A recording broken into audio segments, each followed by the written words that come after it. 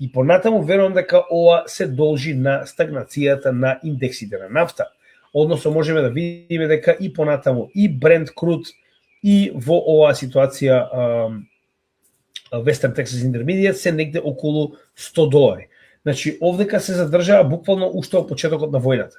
Кажавме зошто е тоа, значи го објаснивме детално, станува збор за постојано испуштање на резерви на нафта, како од агенцијата, тоа е она здружение на огромна количина на земји, повеќе од 100 земји, за балансирање на енергетските пазари, каде што од нивната вкупна резерва се испуштени огромни количини на нафта со цел да се задржи цената каде што е, да има доволно нафта на пазарот, а да се потсетиме дека и Мурика испушти огромна количина на нафта за да го постигне овој резултат кој што моментално гледаме на пазарот, а тоа е за сега потенцијална стабилизација на цената пред потенцијално завршување на овој конфликт.